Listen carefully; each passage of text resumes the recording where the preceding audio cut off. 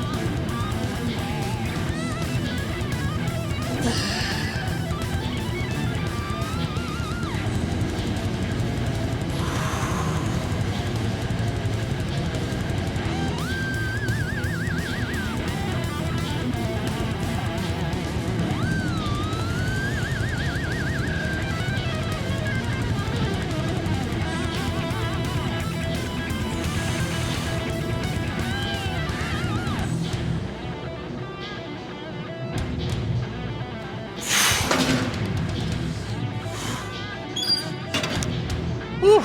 Okay, so there you can see how I was able to get the full contractions at first where I'm actually touching the pads together and squeezing. And then once I couldn't get the pads to touch, I then used my hands, and then I just did the eccentric on my legs alone. And then I added that stretch at the very end for a 10 count. That is a wonderful setup in my mind to create a ton of stress and damage. This is what I'll be starting with, so I'll take about a 2 to 3 minute rest, do that again, and then we'll move on to the next exercise. Exercise number 2 is the seated hamstring curls.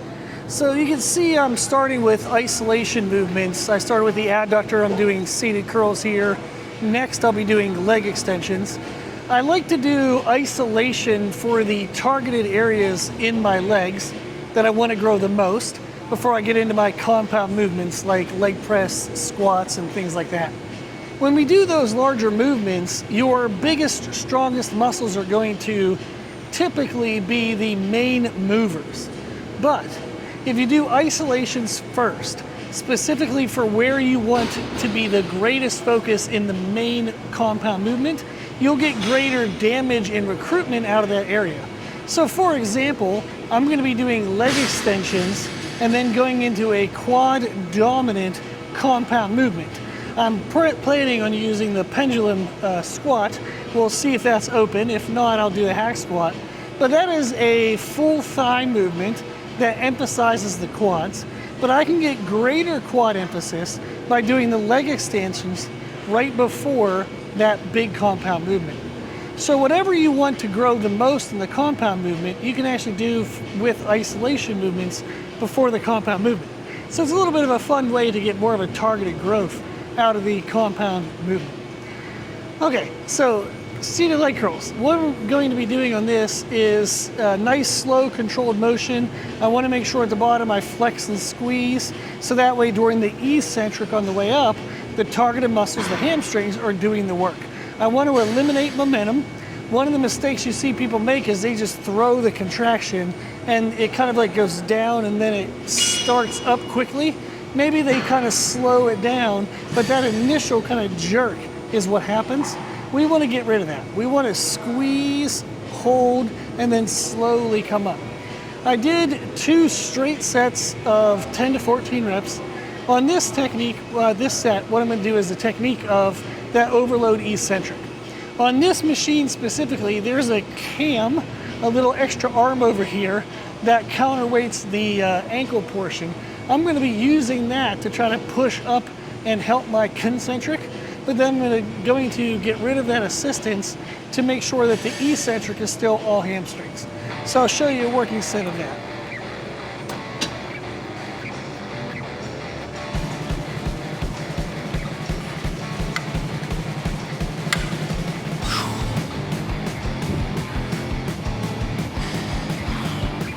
So you can see here, I'm going to control the way up, but I'm also controlling the concentric the way down, and pause and flex.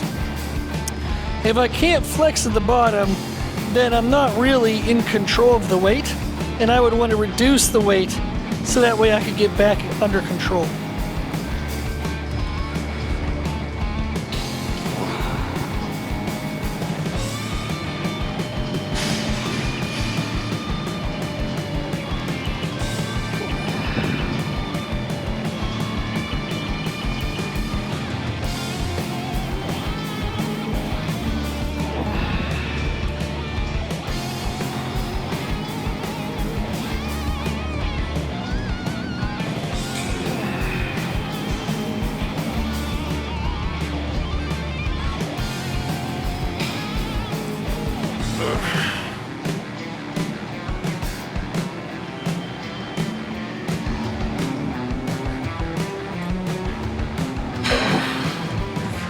Okay, so I'm probably gonna give myself some assistance on this next one.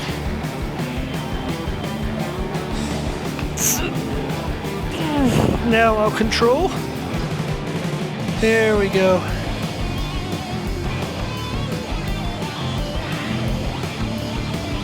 Good, we'll do one more.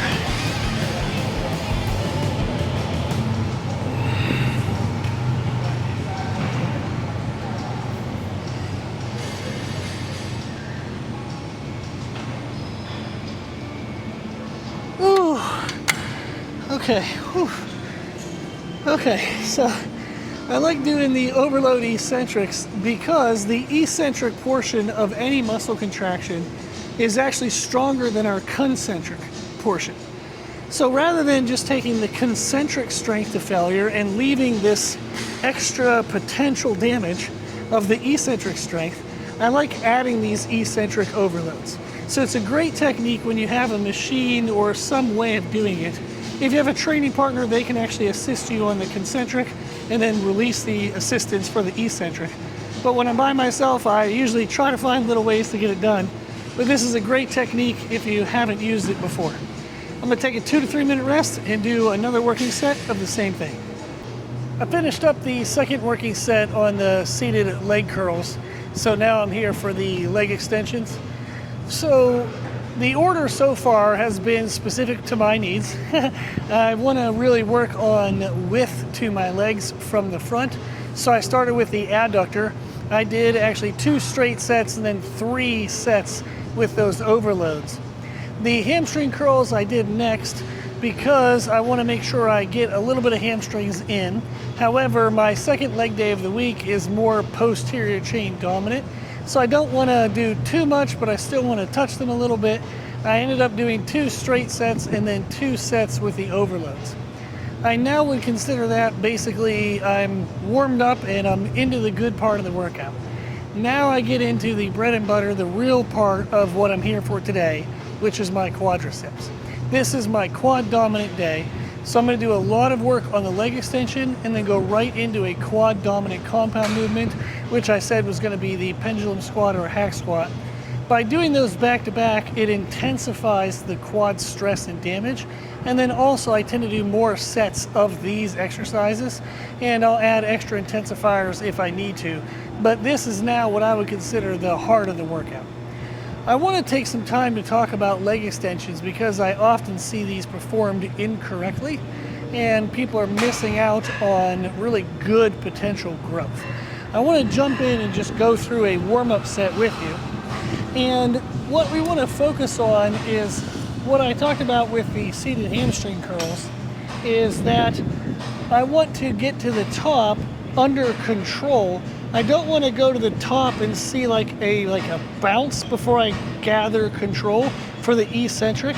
I want to control through the concentric. So I'm going to squeeze and then release. Squeeze, release. So at the top, I don't want there to be any bounce or any ricochet. I don't want to see any other movement than just what I'm intending to have happen. This will limit the weight that you can use. However, this is going to ensure that you get maximal muscle stress, and therefore you're going to get maximal growth. So this is the speed that I plan to use for my warm-ups and my working sets. I'm always under control, never losing it, never having to like grab control or see a bounce or a slight movement out of it. Just nice and slow and controlled the whole time. Excellent. I just finished my second straight set of 10 to 14 reps. So now I'm going to do my first set with an intensifier.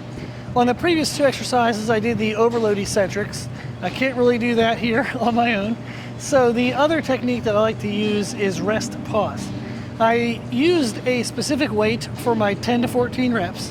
What I'm going to do now is I made it a little bit heavier, but I'm still going to aim for 10 to 14 reps, but I'm going to use a little mini rest in order to get there. My hope is that I only need one, but if I need two, then oh well. So I'll do good form failure, don't lose the control of the contraction, and don't lose the control of the eccentric. Just let it die. When it dies, I'll rest in the position I'm in, take 2 or 3 deep breaths. I usually like to keep it to under 10 seconds.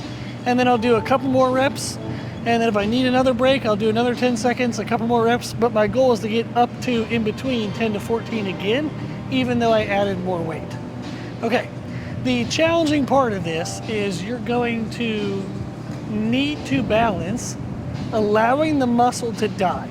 Don't cheat, don't break your technique, don't go faster, don't change anything, just let it die, even though you're in a ton of pain and you want to get to a rep target that's probably greater than what you can do. Typically, we would speed up in order to get to that number. The challenge is, can I not do that? Can I just let the things die and just soak in the muscle pain? Let's see how I do.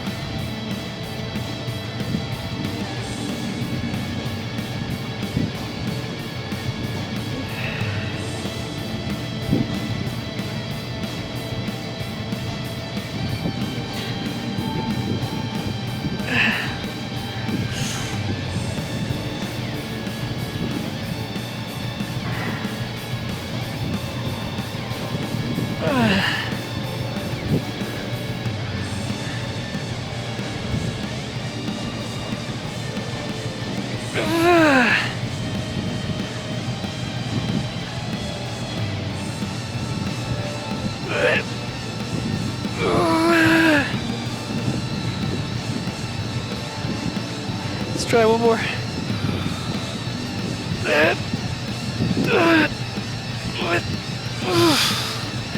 Ooh, holy shit, that hurt. Ooh. Okay, I think that was like 9, I lost count.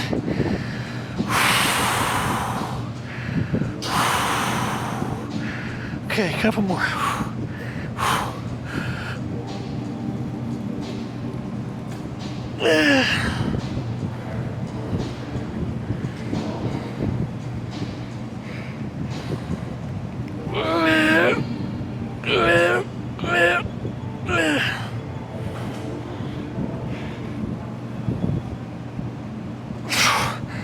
Okay, crap. Whoa. I ended up doing 3 sets on the leg extensions. Absolutely miserable, can barely walk, but that's exactly what I want. So now that I'm moving on to a quad dominant compound movement, a compound movement is multi-joint, multi-muscles, compared to an isolation such as the leg extension where it's only the knee moving and it's only the quadriceps, hopefully, if we're doing it right. So now that I'm on a compound movement, I'm choosing the Arsenal pendulum squat because this is very quad dominant and I don't have this at home. I have a hack squat at home, so I'm gonna choose to do something different now that I'm out and about in the world. So I'm doing this, and the benefit of destroying myself on the isolations is when I move to a compound movement, which are typically heavier movements, they can have an increased risk of injury and also increase just stress on connective tissues in your nervous system. So if I have pre-fatigued the targeted muscles with isolations, I don't need as heavy of weight on these major movements to still get the benefit that I'm looking for. This allows lower risk of injury, it allows lower stress to connective tissues, and if this was non-supported, let's say I was doing something where my hips could move like a barbell squat, I would have to use heavier weight, and then that would run the risk of thickening my core, which I don't want since I'm doing bodybuilding with the idea of creating an X frame. I want to keep my core strong and safe, but I don't want to blow it out. When I used to do powerlifting back in the day and I would do heavy squats, heavy deadlifts, I had that power belly that powerlifters have, and it's taken quite a few years to shrink that thing down, so I don't want to get back to that. By doing a guided machine, that reduces that, then also by being pre-exhausted, it reduces the weight load, get all these major benefits. For this, what I'm going to do is sets of 6 to 10 reps, no intensifiers. I've already killed the muscles, just good quality repetitions. Now on this machine, what I'm really going to focus on is pushing through my pinky toes and my heels more than my big toe. Typically when people do leg presses, hack squats, regular squats, something like this, their knees will tend to cave in and they kind of push through their big toe, and that is going to overdevelop the inside part of your knee. You're going to miss some of that quad sweep. In order to get the quad sweep, you want to think of your pinky toes and your heels being pressured into the platform as hard as possible. Okay, so this will be my first working set, 6 to 10 reps, and I still want to keep a slow pace, slow tempo, always under control.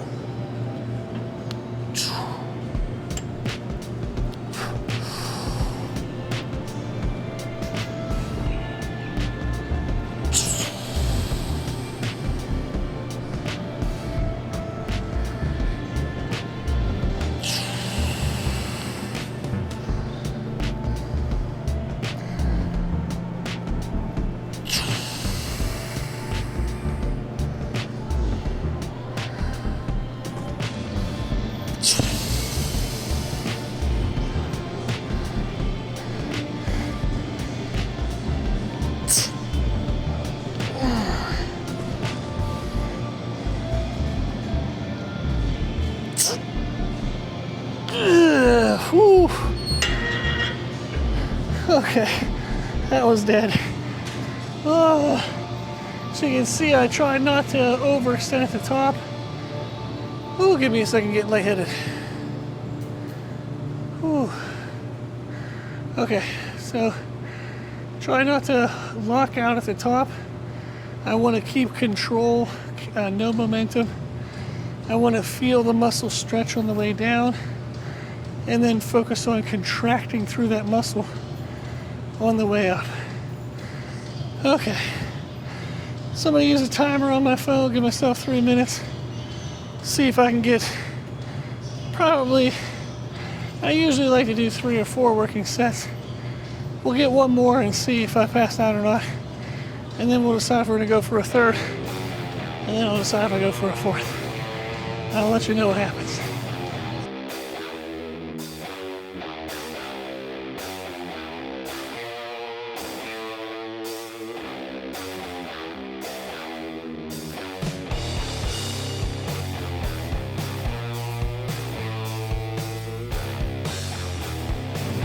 Okay, so I made it through the pendulum squats. I ended up doing 4 sets. I normally would take a 3-minute rest, but I extended it to 5 minutes so that way I could actually get through the sets. It would be much better for me to get the stimulus with a little bit longer rests than it would be to skip out on it because of needing to keep the shorter rest. So if you ever need, take longer rest, get the work in. Now what I would normally finish up with is a posterior chain movement.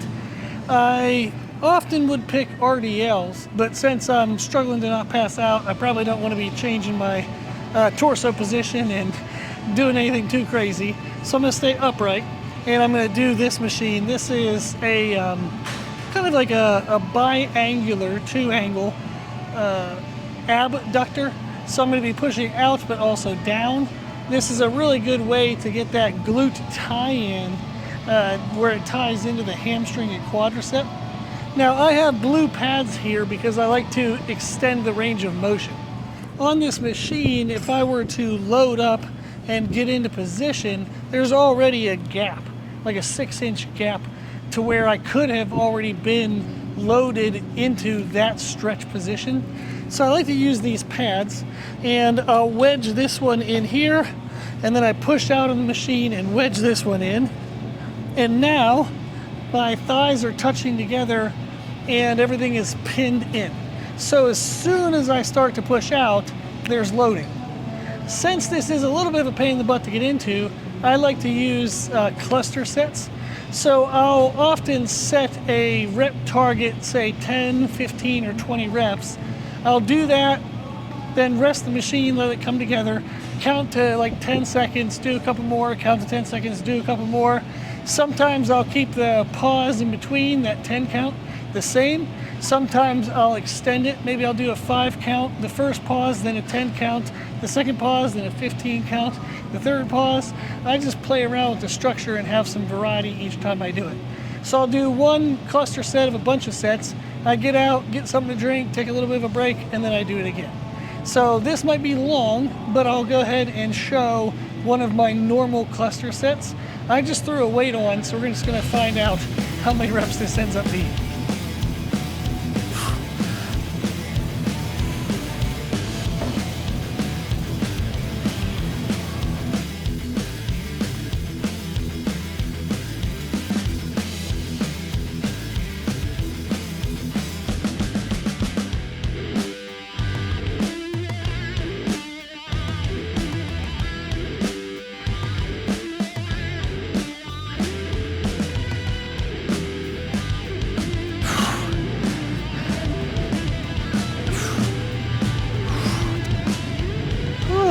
Okay, so I did a couple clusters with 10 count, and then I did a couple with a 20 count rest.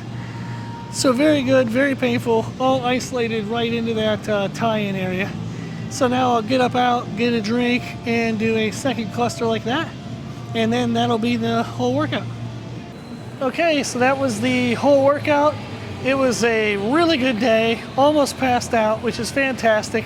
Got everything in that I wanted.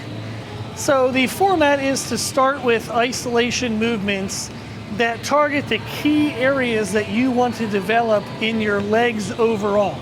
So if you're more glute focused, you would start with glute isolations.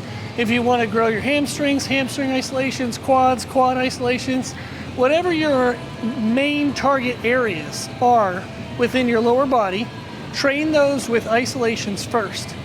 Then go into a compound movement that favors the area that you want to focus, and then finish with an overall compound movement. So if it was glutes, you might do hip thrusts or an abductor. Then maybe you're going to do a wide high stance on leg press, and then you would finish with some type of squat variation. So you're going to pick where you're very isolated into what you want, semi-isolated, and then not really isolated at all, so you can just finish off everything in the lower body. This format today was for me to target the adductors to build width to my thighs from the front and my quad sweep. So I really was happy with that. Great workout. My second leg day of the week is more posterior chain dominant that I do at home.